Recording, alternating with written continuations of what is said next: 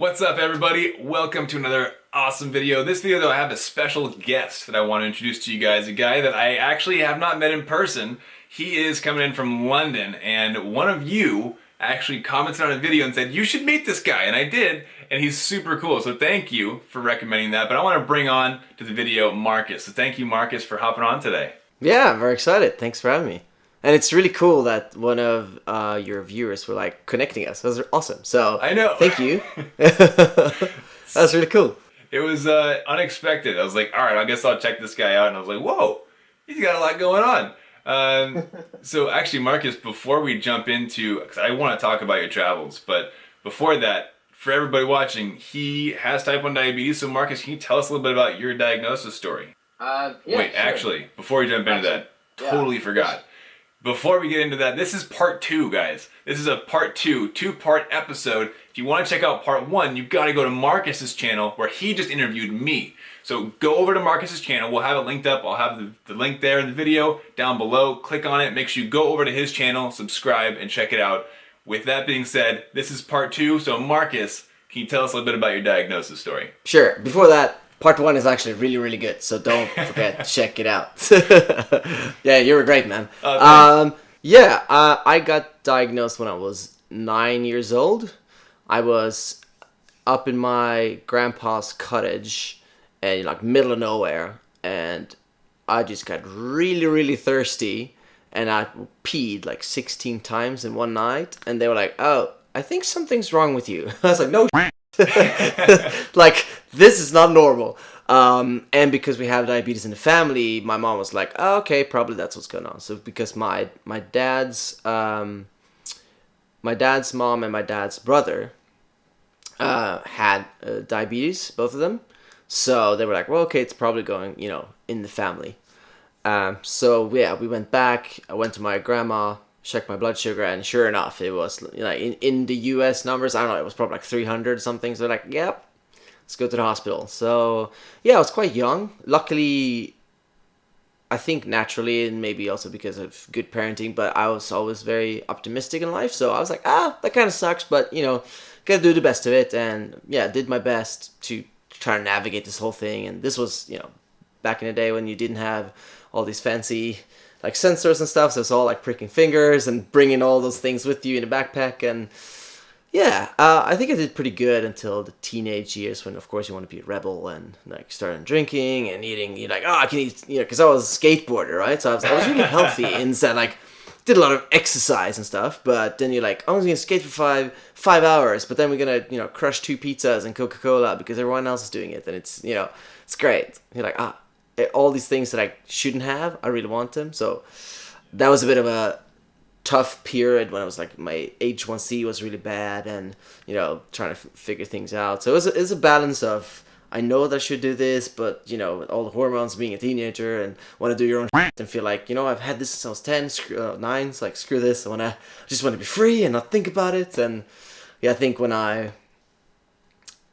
I was 17, it kind of made a big switch. I started to eat vegetarian food, but also I had an incident where I got really, really drunk, and I smashed my face into the asphalt, like was totally destroyed, ended up in the police station in the drunk tank, and that was just a crazy story in itself. And then I went home, and it looked like someone had taken sandpaper and just went crazy. Yeah, it was terrible. Luckily self-inflicted. So I just said to myself, right, why do I drink? Like, what is the reason? Am I scared of talking to girls? No. Is it because I need new friends? No. Like, I didn't really find a reason. And I think a lot of people do, which is just as powerful to realize, oh, this is my problem. This is why I'm doing it. Okay, let's find a more healthier way of getting to know people or meeting girls, whatever. But I couldn't find reason. So I was like, okay, well, this is kind of stupid. So that was like kind of like a wake-up call. It was so intense, like smashing my face. And then waking up in a police station when you're 17 doesn't, in a way you're like, oh, that's kind of funny and cool. But like when you really think about it, you're like, that's so sad and stupid. So it just got me thinking, maybe I shouldn't drink. Like maybe I should just think about it and just like see why and take a little chill time. And then 2 months after that, or actually 1 month after that, my dad, who's been an alcoholic for a long time, realized that he had a problem, and he went to AA and got help from his work and everything. And I thought, well, if he can stop drinking after 20 years, I can do it after 2. So I kind of, because I was like, well, if he's going to lay there at home, getting all these detox reactions and sweating and nightmares and everything, I don't want to be the teenager who comes home drunk. Because we were living together, just he and I, because he lived in a different city that I studied in, so we lived together. So I thought, well, I'm going to support him with this. And since I had my crazy accident, I thought, well, it's a perfect opportunity to just quit. And then I did until I was 23. So I like the peak age where most people drink. I just didn't drink, and that kind of got me started into maybe I should look into eating healthier. Maybe I should try raw food. Maybe I should try exercising, or maybe I should just like you said, figure out what happens if I do X. Like, so I started writing down as well, like starting to write a journal. Okay, I eat this thing, and then starting to weigh things and counting carbs and all these things. Like, it's a long process, of course, of try and error. And that just and then started traveling and learning more about different cultures and meditation and all those things to try to incorporate to a healthy life. That's incredible. I didn't realize you had such a big shift in your life with that event. That's massive, but important, I think. You look back and you realize if you didn't have that moment, where would you be today? It could be a completely different path. So while those events are unfortunate, like you've heard part of my story where it's like some of the events that I've gone through, they sucked a lot, but it's because of those events that I'm where I'm at. And so because of that, you're super healthy, and you took the time to figure out what affects your blood sugars and what can you do to live healthier. So that's amazing. Yeah, it's like we talked about in part 1 with you, was obstacle is the way. Like, in the moment, horrible things are horrible, but if you have the right mindset, which is really important too, looking back, you can see, oh, like I can literally look at every bad thing that happened in my life and see how that was a lesson, a blessing, or in some way a gift that helped me become a better person or have a better life. Absolutely.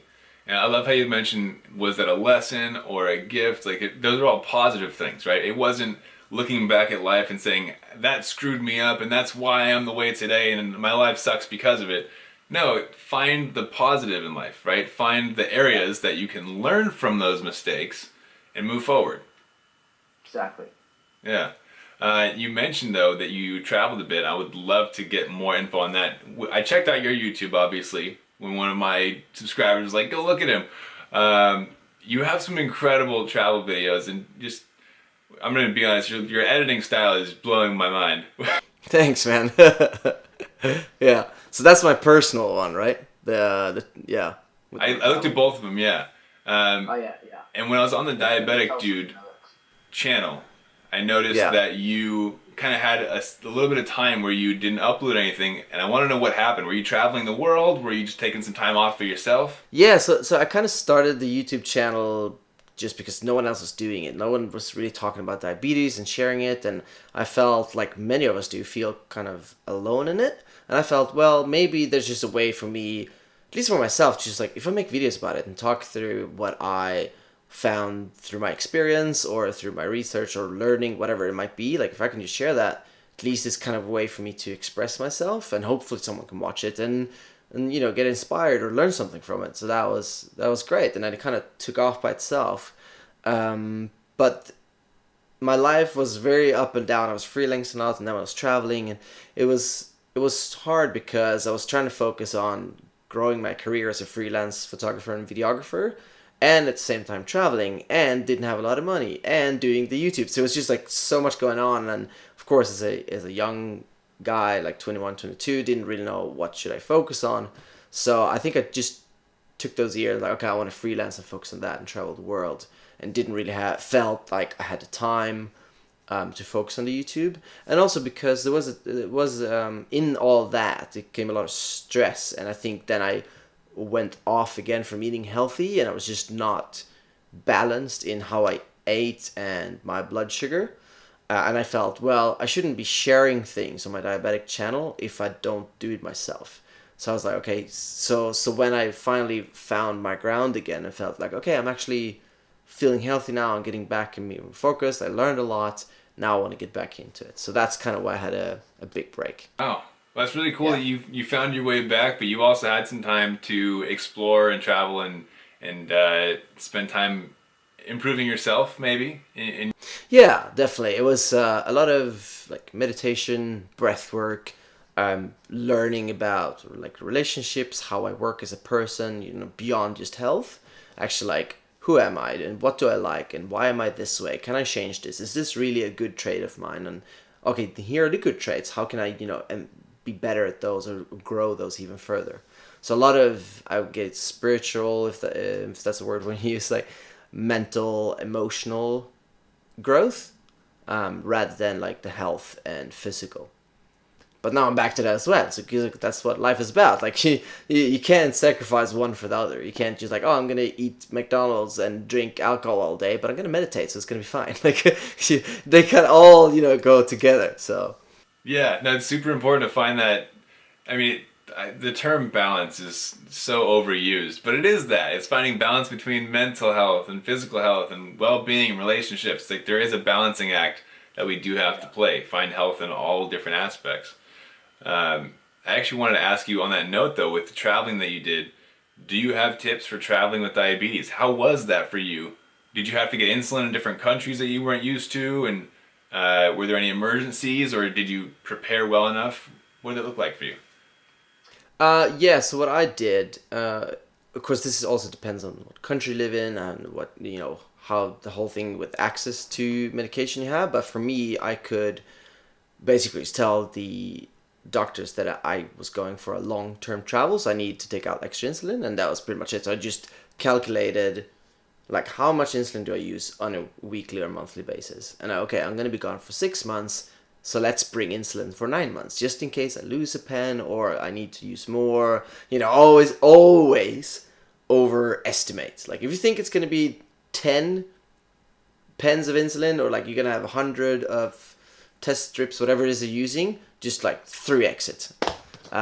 That's definitely one tip. And I think being like we talked about, being structured and knowing what affects your blood sugar and how much, like what's your sensitivity, just be really careful looking at all that data and be prepared that it might change, because things like living in Sweden is very different from living in Bali. Because why? Bali, it's very hot. You sweat all the time. You drink a lot more. And usually because you're out maybe traveling, you're a lot more active maybe than you're at home, because you're just out exploring, doing things. So you have to keep that in mind. Like you surf every day, and then you go for dancing and, go hiking. All these things will then, of course, affect you. So you need to be really careful just having extra check on your blood sugar and keep journaling and thinking, oh, okay, like now when I'm actually traveling, I'm even more sensitive. So all those things really matters.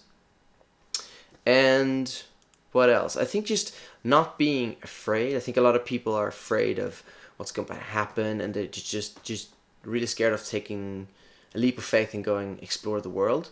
And I think they're missing out a lot. I think just being prepared and being smart about it. I think I have an old video that's like top 5 tips for traveling.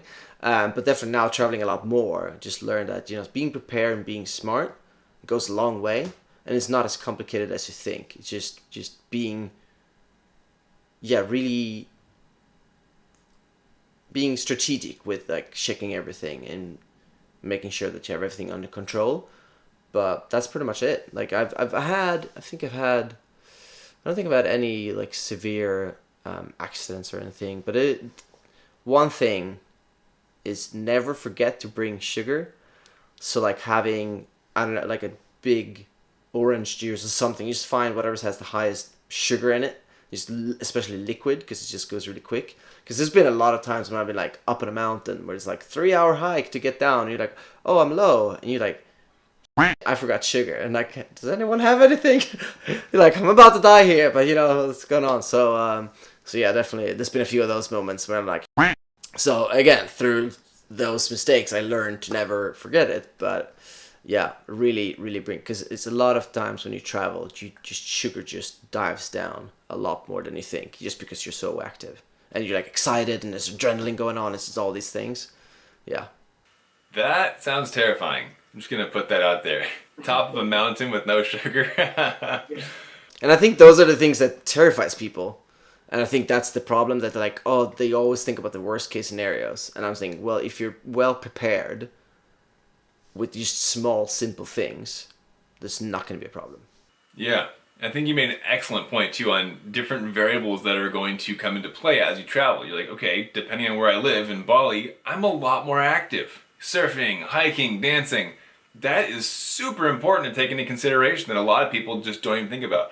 Why am I going low all the time? I'm supposed to be enjoying my vacation. It's like you sit on the couch and watch Netflix every day at home, and all of a sudden you're going on 3 hikes a day. Yeah, you're gonna go low, right? Yeah, your body's like, whoa, this is great. You should have done this the whole time. Yeah, no kidding. Yeah. But I mean, my wife and I went on a family vacation with her family to Hawaii for a week, and while we were there, every single day was new activities. We went, snorkeling with sharks, then hiking up a mountain, and then we'd go out and explore this beach and go swimming or whatever. And I had to reduce my basal by 20%, which was a lot. And, for the first couple of days, I was snacking all day long. Like, oh my gosh, what's happening? Like, I work out every day. This shouldn't be happening. But it was still more activity than I was used to. So, super important. So thank you for bringing that up. Be aware of what new variables could be introduced to your schedule. I think it's good to what you're saying, like, oh, you keep snacking, right? So the first, depends, of course, if you just go from a 4-day vacation, like it's tricky, but definitely the first couple of days, if you're doing especially a longer trip, that's when you should really be extra careful, because that's when you're going to see, because then eventually, like you say, you learn, like, oh, okay, 20% less, okay, good, now I found my new base of how my body works when I'm traveling, right? But those first couple of days can be a shock, because it's even things like changing time zone, like our bodies are acting, you get like jet lag and stuff, that might affect your sleep, obviously, which then will affect your health and body, and all these things is gonna, come together and affect your blood sugar a lot. Yeah, I love hearing you talk like this, because I'm like, this is how my brain works. Like, okay, the time zone versus jet lag. If I don't get enough sleep, my blood sugar is running a little bit higher, but because of the extra activity, it's going to be a little bit lower, so maybe it'll balance out. Yeah, there's so much things. Yeah, so it's just like, be aware. Yeah, exactly. Oh, man. Well, it sounds like overall you navigated travel pretty well, which is great. Yeah. Yeah, I mean, you learn by doing, I think. So it's just like, don't be afraid. Just take a few, like, listen from people like me and you and other diabetics out there that done it. Just see what they have to say about it. Take whatever best advice they have, and then be prepared and just plan a little bit. And it's gonna be like you would do with anything, right? It's like you plan to leave in time for the airport. You make sure that you've packed everything. You make sure that you only have the 100 milliliters tube in a little, like, you plan all these things, so it's not going to be a problem once you go through security, or you plan having the right type of clothing if you go to a hot country. All these things, just have a little bit of the same mentality with your diabetes. So you're like, okay, what can I do to just minimize the risk of anything going wrong? And you're going to be fine, and you're going to have fun time. I love that analogy too, like packing for the airport. Like, you know what the rules are. You can't bring liquid. It's got to be a small enough container. You can bring this through. So you prepare for it, and then you just go for it. You go have fun, right? Yeah. Actually, on the topic of fun, what would you say is like your passion in life, or your dream maybe? Ooh, that is a really good question. I should have asked you that. But it kind of seems like you already have your passion, which is helping people, which is amazing. 100%. Yeah, that's the answer. Yeah, I think for me it's tough, because I'm balancing these two things, and I guess I'm kind of doing them simultaneously, which is being creative and then helping people. So I have this, like, the diabetic channel and my Instagram. I think that's really fun, like what we're doing now. It's really exciting, and then I also have this creative part where it's like making cool videos and going traveling, and maybe one day they can actually merge together, but right now they're kind of two separate things, and I'm just trying to do them both and balance it as much as I can. But yeah, really my passion is just, I always picture myself, it might sound a bit silly, but always like being special and different, as in I don't just want to live a normal life and like do something that feels okay. And that's like everyone's different. Like my dad, he has the most normal life ever, and he's just so happy. I was like, that's amazing. But what makes me happy is just I want to travel the world, meet people, inspire people, learn from people, and then teach people. Like just giving back. I just really, really exciting to like almost every day I get some kind of message on YouTube or on Instagram saying like, oh, this post was really great, or this inspired me. That just makes me excited. Like I want to die knowing that like some people live a better life because of what I shared, just because from pure passion. That is amazing. Whether that's watching a creative video that inspired them to go travel, totally change their life, and now they're doing something they actually love to do, or if that's helping someone eating healthier and therefore living a much better diabetic life and just being happy, that's amazing too. So I just think doing something different and doing something that actually makes a difference. That's incredible. That's a touching, heartwarming answer. Thanks. Yeah, I mean, and then hopefully a lot of people, say like, oh, okay, that's all great, but everyone says that. So I think what's really important is also like to take action. So if anyone listens to this and feels the same, just like I really want to do something different, whether whatever that can be, like you have a passion, I think just action speaks louder than anything. So for me, like for us, we actually took the time to sit down and chat about this because we want to share information and knowledge and experience with people, and that's what we're doing. Instead of like, okay, yeah, well, we'll see. Like we actually like, let's book this date, let's book this time, let's do it. That sounds amazing though. And I think so many people, like you said, the first step is like, putting it out there, saying what you want to do. This is my passion. I want to help people. But the second step, almost more important, is taking action, actually doing something about it. Like you said, we're here, we're chatting, we're trying to bring value and help people in our community. So if somebody is out there thinking, I want to change the world, well, you got to do something. Go change it. Take that action. Yeah. So great advice. I love that. Thanks. Yeah, I really think I don't think there's anything wrong with wanting to, like, maybe it was the wrong word to you, like, be special, but I see it as a very positive, non-egoistic thing of, like, you want to do something different, something unique, and bring that to the world, and hopefully, in most of the cases for us, we actually want to do something positive, right? So no one really wants to do anything bad, right? So we're like, okay, whether that is, some people might be artists, and they're like, you know what, I used to really want to paint and make art that affects people or make them feel something or makes them think, about something. Like, that's amazing. Like, there's so many different ways that you can bring value to the world and to other people. And just for you and me, it's really just sharing our experience and helping people who are in a spot where they just need some help or they haven't figured everything out. So we're like, okay, we've done this you've done it for 10 years, I've done it for 20. But pretty much you and I have been like going, because like the first years for me wasn't so much learning. It was just like, okay, I'm a kid and trying to figure this out. But when I would like say I was 17, you were 19, like that's kind of like, okay, we're adults now, we can kind of think more. So we both had like a decade of let's figure things out, experiment things. Like that's what I always do, like experiment and try things. So like instead of letting everyone else do the same, what if we like just give that value to them and give that knowledge, and they can do that in a year maybe. Like that is powerful. Okay, you can have 9 years of awesomeness instead of 9 years of struggle. Like like that. Yeah, it's just making me happy to see people happy. Why wouldn't you?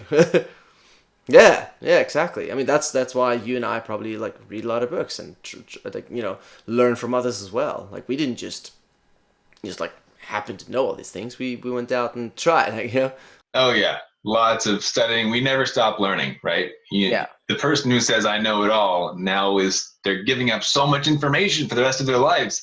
Yeah. They're never gonna know. We will constantly grow until the day we die. That's just how it is. Like, how can I be just a little bit better tomorrow than I was today? And in a good way. I think it's a really good balance, because a lot of people talk with me about this, about the creator process of like, okay, how do you look at your work and do you want to improve? And a lot of creators are like, oh, this is not good, I'm not good enough, I need to make it better and better, and I need to be perfect. I feel I luckily learned to have a really good balance of, I can look at my work that I did today, a video or whatever it is, and say like, this is great, I'm really proud of what I've done, but I know I can do better, but I'm still very proud, and this is good enough, it's great, it's done. I'm not going to sit there for another 10 hours trying to perfect it, because it's just not going to happen. Because like we talked about in your part, no one and nothing is perfect. So if you can be like, I am so grateful and glad for where I am and what I have right now, but I'm gonna make an effort to make it just a little bit better tomorrow. So it's kind of like a positive attitude of gratitude of what is here and where I want to go. Yeah, absolutely. It's that one step forward. Keep trying to be better, but Exactly. you're never gonna be perfect. It's so good. I love it. Yeah. Cool, man. I have a super random question for you. Actually, just thought of it. Ooh, I love those.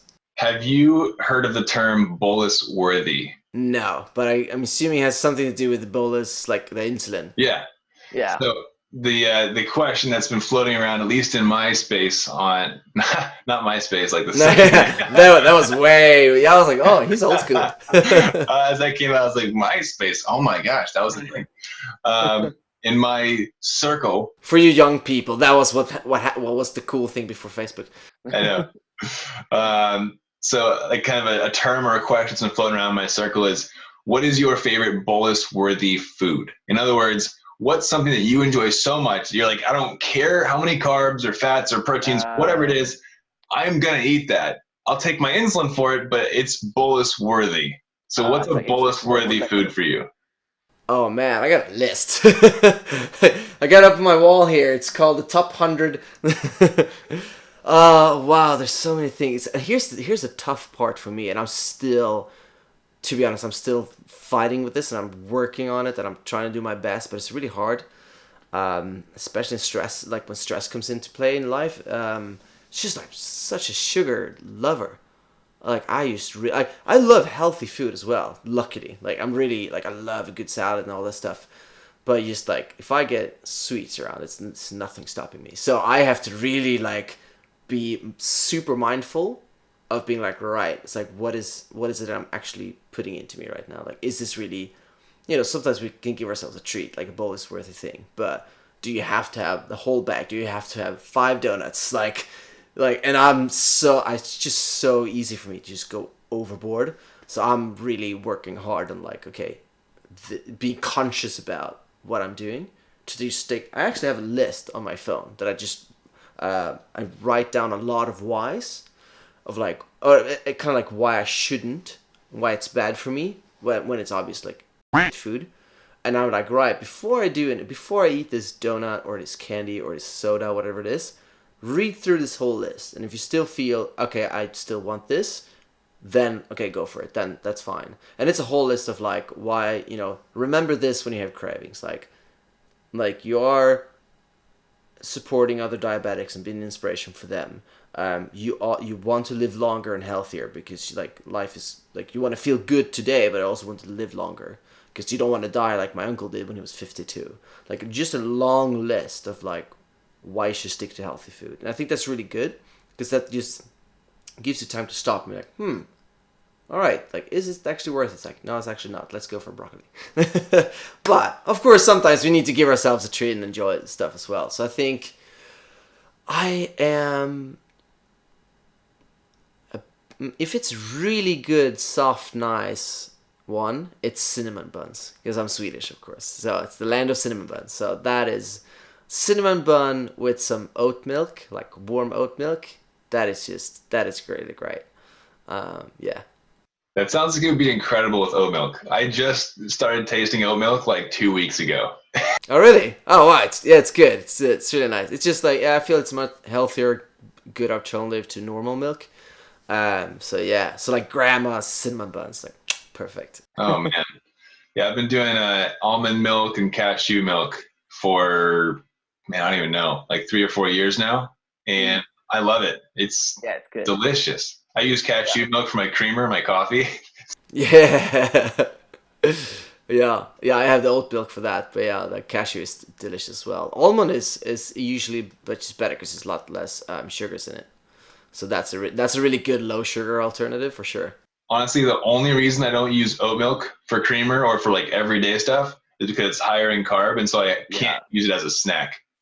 So I use like cashew milk for my coffee because I don't usually bolus for my coffee. So it's like, all right, no bolus, we're good, just black coffee and cashew is not so high in sugar then. Yeah, it's 1 gram. Oh shit! Yeah. The oat milk is like 5, so it's a lot more.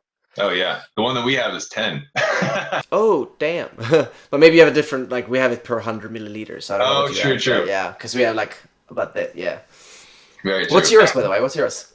My bolus Your worthy meal. yeah. You know, I largely follow a plant-based diet. I still eat some lean meats here and there, Yeah. but there's one thing that will forever be in my heart, and that is the California burrito. I That love the sounds good. California burrito, but it's got all sorts of stuff in there that's just not good for you. Not just like sugars, it's just like all chemicals and. Exactly. Yeah.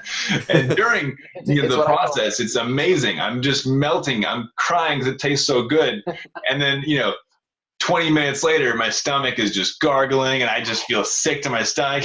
I'm like, why did I do that? But yeah, Yeah, it was glorious 5 minutes and then just a devastating 23 hours.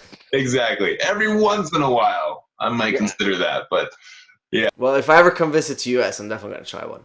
oh, you got to do it. And then afterwards, why did you let me do this? Exactly. Uh, Oh, man. that's Well, amazing. I know we've gone over a lot of different stuff today, but before we end, I do want to ask you, what is one tip or golden nugget, something that you want to share with my audience that you want to share with them? Yeah. Ooh, tough question. Put me on the spot there. I think just being really supportive towards yourself. I think a lot, because it is a 24/7 job and we're trying to find the right diet and we're trying to listen to this person, this doctor, and there's so many different things, and it is so stressful, can be in times, just having to figure all these things out, and it's just not as simple as take one shot and everything will be fine. No, you have to think about the exercise and the food and this and that. And oh, you have fever? Oh, this whole thing just went out the window. Your blood sugar levels are not what it normally is. Like, oh, you're like maybe stressed at work. Like that stuff affects you as well.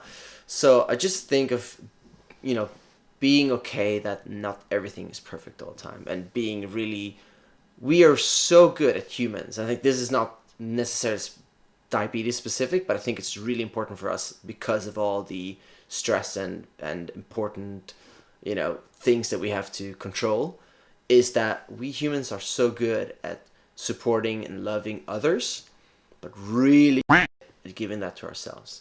So I think just spending 10 minutes in the morning, sitting down, do a little meditation, maybe take a few deep breaths, and think about one thing that you're grateful for that day in general. Could be anything, big or small.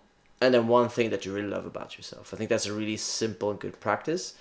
And just be okay that you're doing the best you can. Yeah. And I think that pre-frames your mind too to be more positive throughout the day, right? When Yeah. you're forcing yourself. Oh, definitely. And in the beginning, it does feel like forcing yourself, because I started doing that too. And in the beginning, it's like, this is so stupid. I'm grateful for water, Yeah. But then as you start to practice it and you put more intention behind it, you really do come up with some great stuff. And you realize life's a lot better than you thought it was. There's a lot to Yeah. be thankful for. Yeah, exactly. And like you say, you start the day just in the right way. And and you can read so many different books and listen to so many people. Like, I love Tim Ferriss and all the people he interviews, so I definitely recommend that for anyone who wants to improve yourself in any way, shape, or form, whether that's physical, mental, emotional. It's so many great things about those people he interviews, and I've learned so many things in life from that. And one of those things is just like being that grateful and start your day, because the way he would say everything, if you start the day right, it's much easier to keep that going throughout the day. If you eat a healthy breakfast, it's much easier to eat a healthy lunch. If you start your day with a little bit of exercise, you feel like, okay, cool, right? I'm on the flow, I'm in a good flow. But if you start off, you're like, oh, might as well, fuck it, let's continue to have a shit day. So starting yourself with being grateful towards yourself and life in general. So, and like you say, you feel like such a silly person to be like, why did you sit here and like say I'm grateful? I was like, I had a friend who also struggled with this. He's like, I can't really find anything about myself. And he's like, it took me 10 minutes to find something that I liked about myself. I was like, that's great. Like, take that time. And like, you're like, okay, I need to go to work. I don't have time. Like, try again tomorrow. Like, keep doing it, because eventually you It's just like a muscle, right? You just don't go to gym and like, I can do 1,000 push-ups just by that. And people think that's how the brain and the mind works. Like, no, you need to exercise it. Like, that's why people do meditation, and like you have to practice meditation. Just like you have to keep practicing being grateful towards life and towards yourself. So after a few months, you will be really good at this, and you will feel, wow, I really, like you say, with intention, can really set my gratitude for the day. Yeah. So yeah, do that and feel awesome. Amazing insight. It's a great take-home message for everyone. So thank you for sharing that with us. Yeah, happy to share. Thank you. So that wraps up our episode today. Remember, guys, this is part two of two. Go to the first one over on Marcus's YouTube. We're going to have it linked up in the description below. Click there, go to that video, subscribe to his channel. Got a lot of cool stuff he's putting out. And I want to say thank you as well to Marcus for taking time today to come over and make a video. This is super fun. Yeah, man. Yeah, thanks for making a video with me. It was great. Absolutely. We gotta make more. We gotta meet up now. Like I gotta fly over. That's We're gonna make it happen. Awesome, man. Maybe in the future we'll create a whole meetup and get a bunch of people to come make a video. How cool would that be? Dude, I just got into my head now. I want to do a diabetic obstacle race thing. That would be great. Interesting. Like all the profits go to like some great diabetic research or whatever. That would be amazing. And just like all diabetics like doing crazy obstacle race. You know, someone like halfway through is like, oh yeah, like my blood sugar's fucked up. Don't worry, we'll help you. Like I got sugar here. Let's we go. Understand. Yeah. Yeah. That sounds super cool. All right, 2022, we're gonna make that happen. Yeah, awesome. Cool, man. Thanks. Thanks everyone for watching. It's been fun. Marcus, you're amazing. Can't wait to see what else you got going on, moving around the world, traveling, and putting out great content for diabetics. To everybody else, we wish you the best of blood sugars. Have an awesome day and keep up the fight. Also, you should totally subscribe right there. Just click the button, subscribe so you don't miss the updates. Just subscribe.